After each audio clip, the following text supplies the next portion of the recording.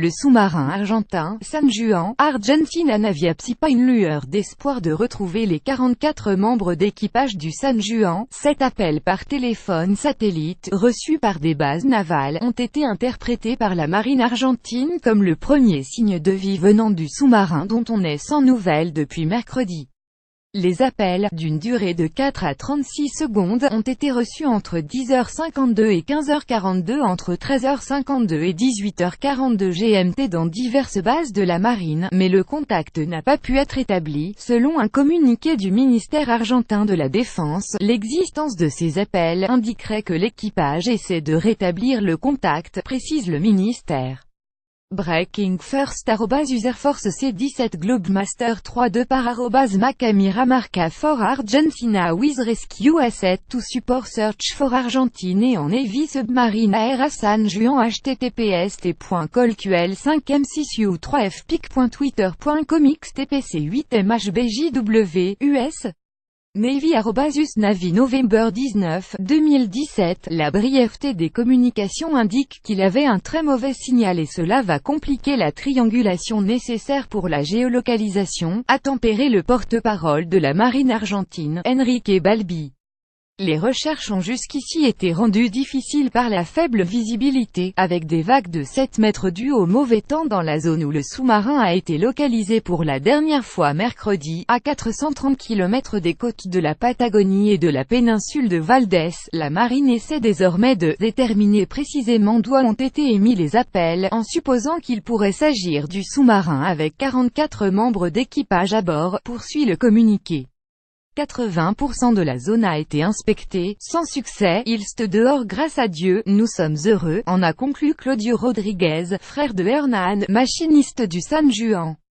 Si l'on put appeler avec un téléphone satellite, cela veut dire qu'il s'est à la surface, et cela nous donne un espoir car nous savions qu'au fond, il serait foutu, s'est-il réjoui au micro de la télévision argentine TN.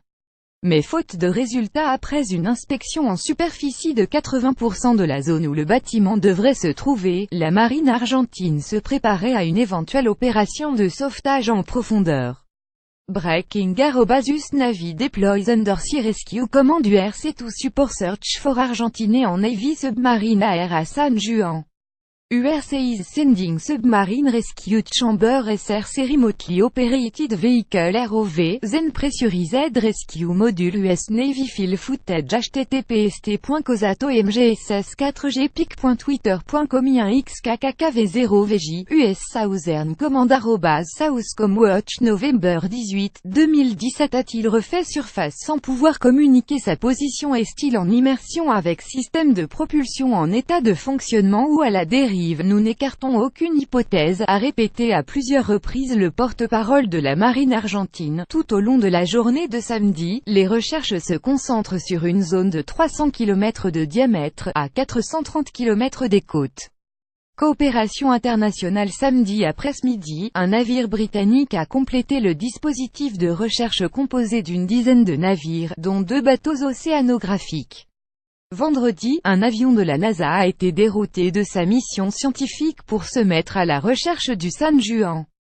Dimanche, du matériel de sauvetage américain doit arriver à Comodoro Rivadavia Patagonie en provenance de Californie. Il permet de secourir des personnes jusqu'à plus de 600 mètres de profondeur. La France tient à disposition des autorités argentines du matériel de sauvetage et de détection sous-marine, a indiqué l'ambassadeur de France à Buenos Aires Pierre-Henri Guignard. D'autres pays de la région ont mobilisé des moyens et participent aux recherches. Dans un message écrit, le pape François, lui-même argentin, a dit qu'il priait pour les 44 marins et assurait de sa proximité dans ces moments difficiles. À bord, 15 jours supplémentaires de vivres et d'oxygène. En constatant la rupture de contact avec sa base, le submersible aurait dû remonter à la surface ou activer une balise radio d'urgence. Selon le protocole, le sous-marin était parti il y a 35 jours de Mar del Plata, port et station balnéaire à 400 km au sud de Buenos Aires pour rejoindre Ushuaia où il a passé 3 jours avant d'entamer le voyage de retour. Le retour du sous-marin, qui doit normalement donner sa position toutes les 48 heures, était prévu pour la semaine prochaine. Il dispose à bord de 15 jours supplémentaires de vivres et d'oxygène. À bord du San Juan se trouve Eliana Kravchik, 35 ans, devenue en 2012 la première femme d'Amérique latine officier de sous-marin. Le Ara San Juan est un des 3 sous-marins de la marine argentine, qu'il a incorporé en 1985 à sa flotte. Nous sommes tous angoissés, mais nous gardons espoir. Je veux que mon mari revienne. Qu'il les retrouve. Je continue de lui envoyer des messages WhatsApp comme je le fais habituellement, a témoigné Marcela Moyano, épouse du machiniste Hernán Rodriguez, l'un des 44 marins. Dimanche, la météorologie devrait être plus favorable pour les opérations de recherche, après 2 jours de tempête.